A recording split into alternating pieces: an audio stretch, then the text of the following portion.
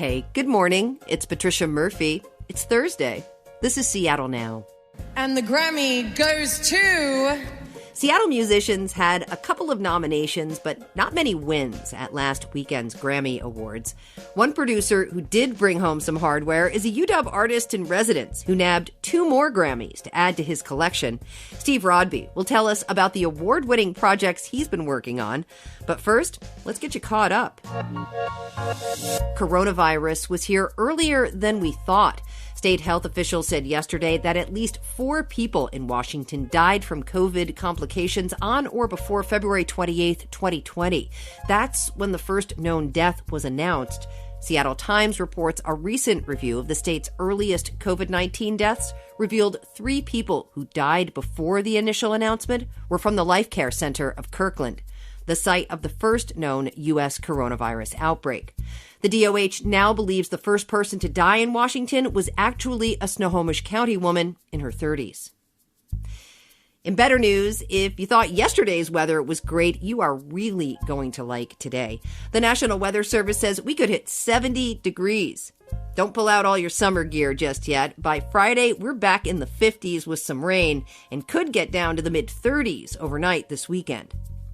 And while we're on weather, the Mariners' opening day game against the Twins has been pushed back a day. They were supposed to play today, but Major League Baseball postponed the game because the forecast in Minnesota called for a possible rain-snow mix and cold temperatures. Not sure why that made them flinch, since the M's already beat Minnesota in 27-degree weather back in 2018. Anyway, they'll kick off their season tomorrow. Highs in Minneapolis will be in the low 40s.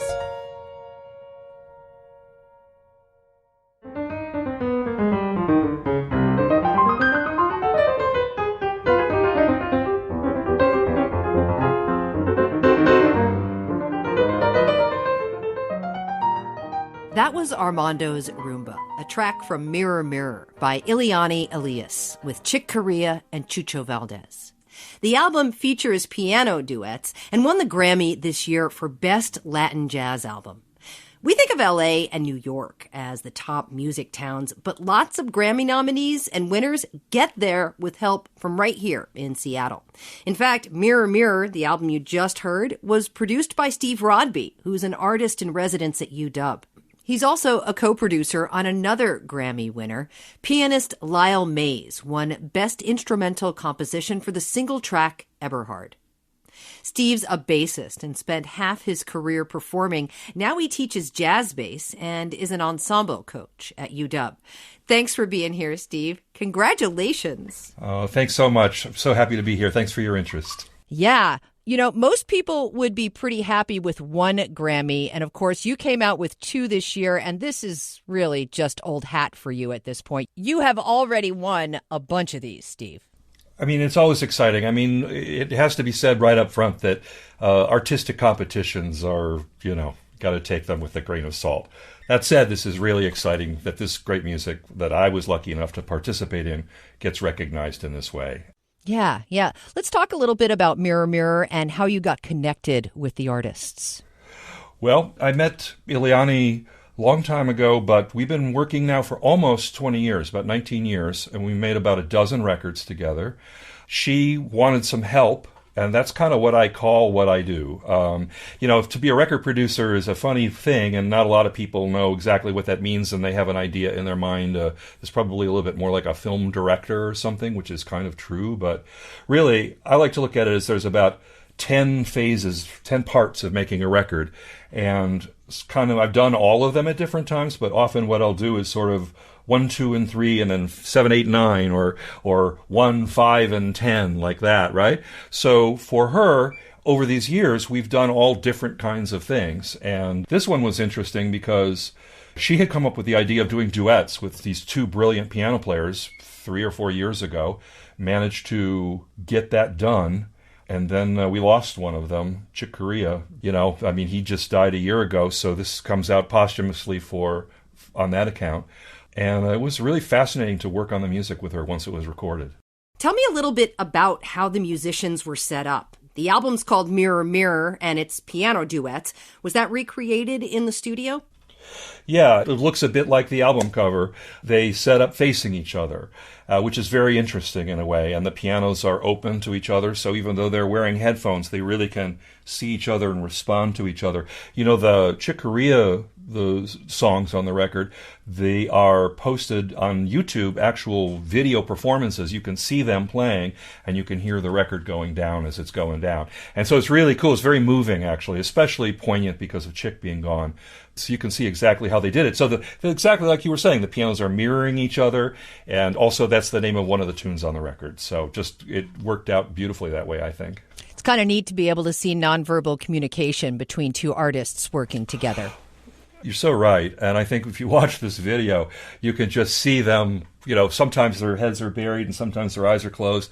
But, you know, as I'm always trying to impart upon my students, you know, sometimes you get the heads up and they look around and they can see what's going on and send each other nonverbal cues about what we're going and where we're going with the music. Yeah. Let's listen to another track, Esta Tarde Llover with Chucho Valdés.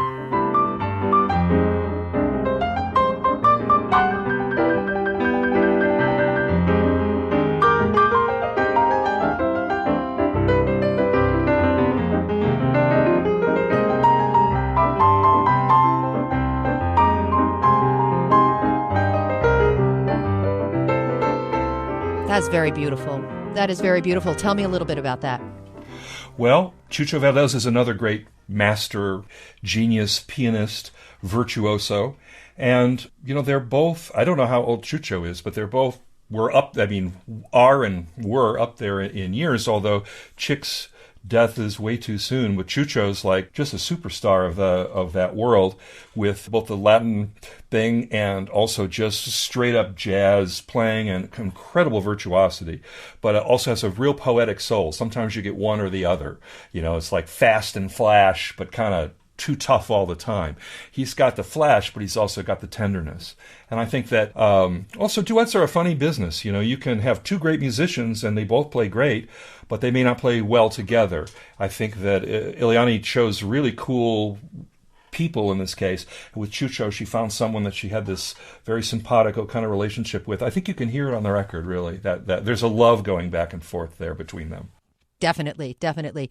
We have quite a few Grammy winners and nominees who have connections with Seattle producers. Oh, yeah. What is it about this city that draws creatives in the music industry? Well, you know, it's a really good question, and I'm new here.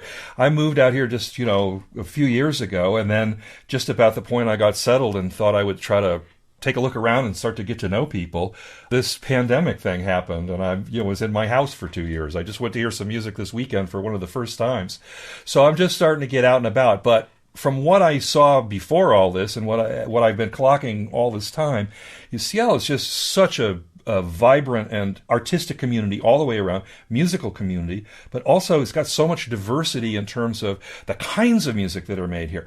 Then it's got to be said it has this enormous enthusiasm by the audience, by the listeners here. They turn out to hear this kind of music and that kind of music. I mean, I came from Chicago, which is a great music town, lived my whole life there, and this is every bit as that, and has even more sort of experimentation and so forth. It's just fantastic here. You know, you can hear everything here. So if there's people making music and people want to document it and they want to record it, they may again turn to what we call producers, you know, which I call people who help them make records, you know. Were you surprised by the vibe here? No, I've been playing here off and on for 30 or 40 years, and I have friends who lived out here and family members at times, and so I knew that it was a real great place to relocate to. But it's something else. I mean, and on top of it, it's so beautiful. It's just ridiculous. I never thought I would live somewhere like this, so it's a privilege to be out here. Yeah, Seattle is a pretty cool place to hang out, definitely. So let's listen to another Grammy winner. Let's hear a little bit of Eberhard. Pianist Lyle Mays won the Grammy on that track for Best Instrumental Composition, and you're a co-producer on it, so let's give a quick listen.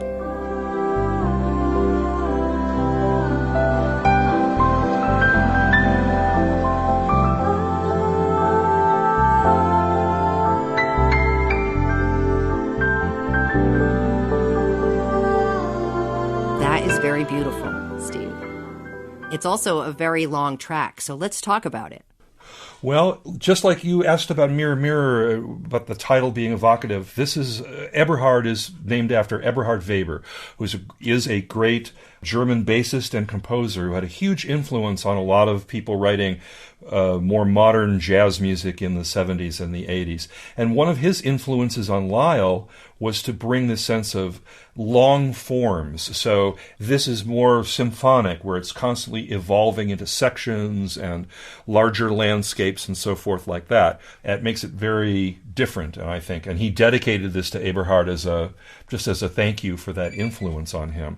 But that's what I hear in the music, and this is actually something that Lyle had written about 10 years ago, and the story behind it is tough. It's very bittersweet. A couple of years ago, he got sick, and it was not looking good, and he felt like this was at least one piece that he very much wanted to complete and get recorded, which he had never done. He'd kind of quit music for about 10 years, and so he got back into it and got his team together of the people who've helped him make music in the past, and I was lucky enough to be part of that.